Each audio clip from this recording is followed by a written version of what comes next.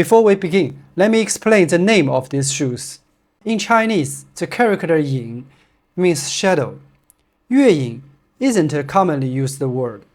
It literally translates to surpassing one's own shadow, implying great speed.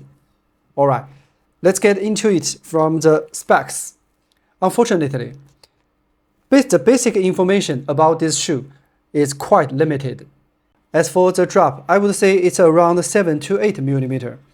The key upgrade from the 4 Pro to the 5 Pro is in the midsole. More precisely, not the structure, but the combination. Like the 4 Pro, the midsole consists of 2 layers of foam with different densities. The bottom layer remains EVA for both 4 and 5. The difference is in the top layer. The 4 Pro uses what Li-Ning calls boom foam, a type of supercritical beaded foam, while the 5 Pro uses super boom foam, an embryo processing foam. This lighter foam is also used in fade-in 5 Elite and 5 Ultra. My size 45 weighs 289 grams. It's true to size. For reference, I usually wear 45 in Chinese brands and 46 in Hoka and New Balance.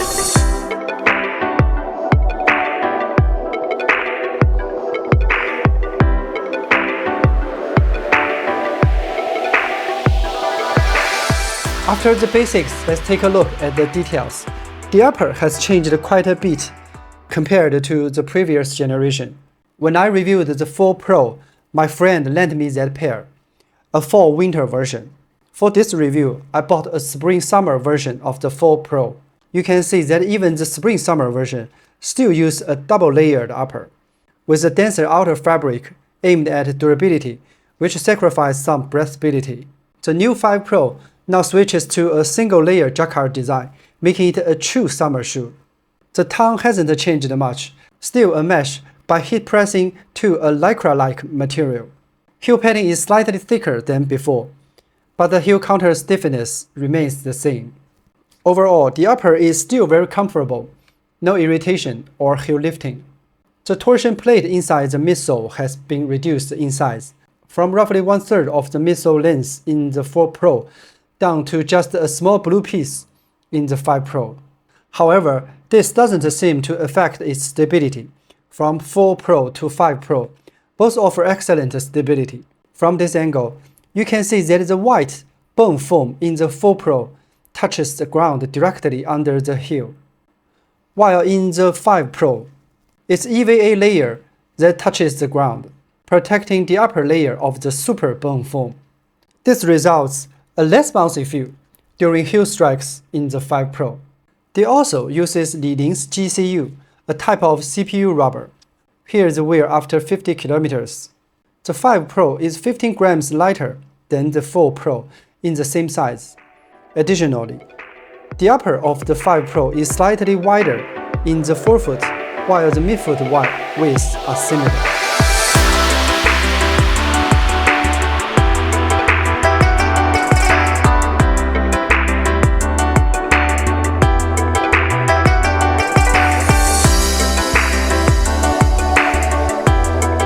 With that out of the way, let's talk about the pros and cons of actually running in it. Slightly off topic, I've always admired Li-Ning's aesthetic design. What impresses me most is their material selection and combination, which often creates a premium feel. If you replaced this shoe's logo with an international brand, a $100 running shoe could easily pass 180. Although I've gotten these shoes pretty dirty, the video might not fully convey what I'm talking about. Anyway, let's focus on how it feels while running. The most noticeable change is that the 5 Pro is firmer than the 4 Pro. The 5 Pro's super boom foam is quick responsive with very little compression, quite similar to the fade-in 5 Elite's foam. On the other hand, the boom foam in the 4 Pro feels closer to what's in the 4 Challenger. From my past reviews, I selected 2 representative clips. One showing the fade-in 5 Elite at faster paces, which means I push harder during toe-off. But the 5 Elite foam didn't compress much. The other clip shows the 4 Challenger at slower paces, which means I'm pushing off lightly, and the foam compresses significantly. These two clips should help audience better understand the differences between Super Boom Foam and Boom Foam. Since both the 5 Pro and 4 Pro share the same EVA base, so the main factor affecting ride feel comes from the top layer. With the switch to Super Boom Foam, the 5 Pro offers improved responsiveness and less sinking sensation than the 4 Pro, and I feel more power during toe-off in the 5 Pro. But at the same time, it loses some cushioning. In my recent runs, every time, not the first, after around 6 to 7 kilometers, I started feeling numbness in the ball of my forefoot. I initially blamed the lack of cushioning, but the Yue Ying 5 Pro is still softer than the Feidian 5 Elite, which never gave me that issue. It confused me a bit. However, the visual thickness of the forefoot foam isn't entirely accurate. When pressing down the upper, you can see how high the sidewall rises above the upper.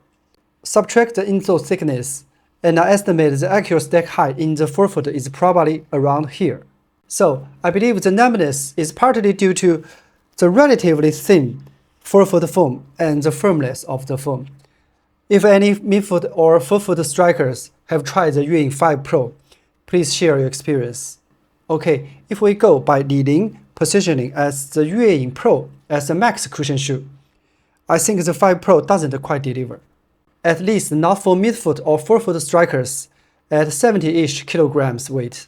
If we follow many audience, including my own expectations of the Yue Ying 5 Pro, hoping it could be an alternative of Super Blast series and serve as a super trainer, then I think it does have potential.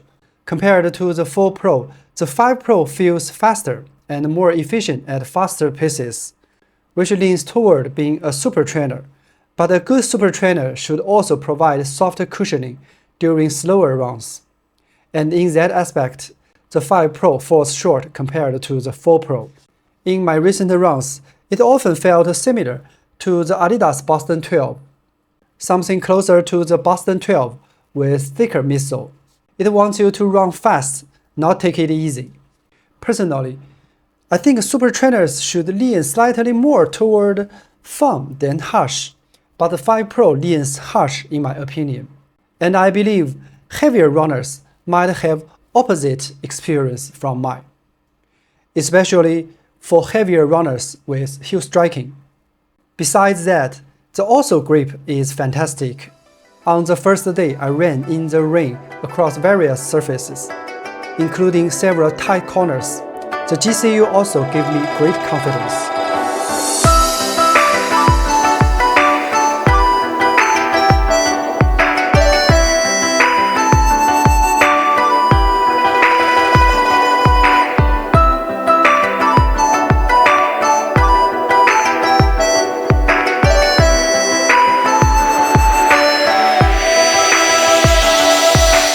There's one regret. I couldn't get my hands on the ASICS Super Blast 2 for comparison. The Super Blast series has always been hard to find in China. The only pair of Super Blast 2 I could find in my size was second-hand, and still priced at 1,400 Chinese yuan. That's simply too expensive relative to video production costs. I don't want to jump to conclusions, but in my understanding of a seasoned brand like ASICS, I don't think they would suddenly make the Super Blast 2 significantly firmer than the first generation. Anyway, with the release of the 5 Pro, most of Li-Ning's major models have now been updated. Let me go through them and give a summary of Li-Ning running shoes of the first half of 2025.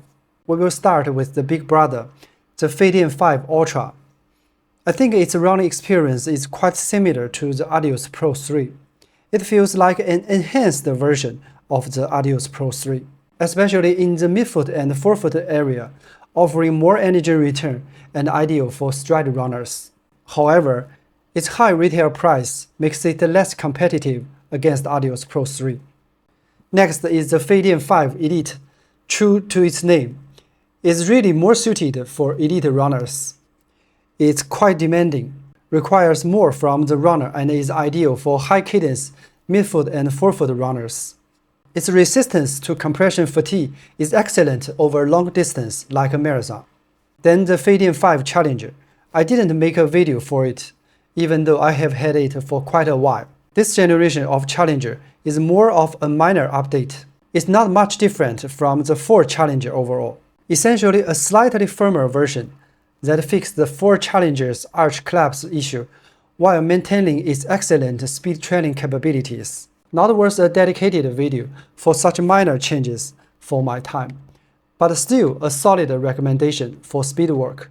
The Red Hair 8 Pro doesn't need much explanation either, since I recently made a full video on it. It's a reliable daily trainer.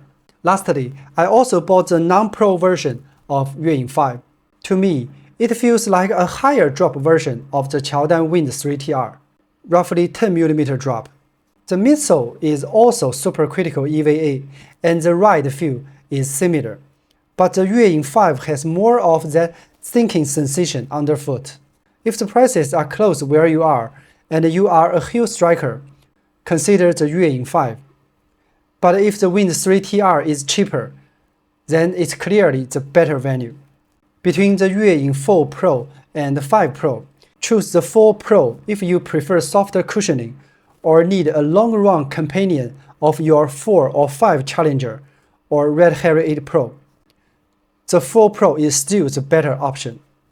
The 5 Pro makes an ideal rotation patterner for 5 elite user wanting a high mileage trainer. Beyond that, I also recommend 5 Pro for heavier runners, high cadence runners, or hill strikers. Those are my thoughts on the Li-Ning Yueying 5 Pro. Let me know in the comments if you have any questions about this shoe or any tips for improving English speaking. Thanks for watching this video all the way through. I'll bring you more about Chinese running products. Please follow me and hope you have a good one.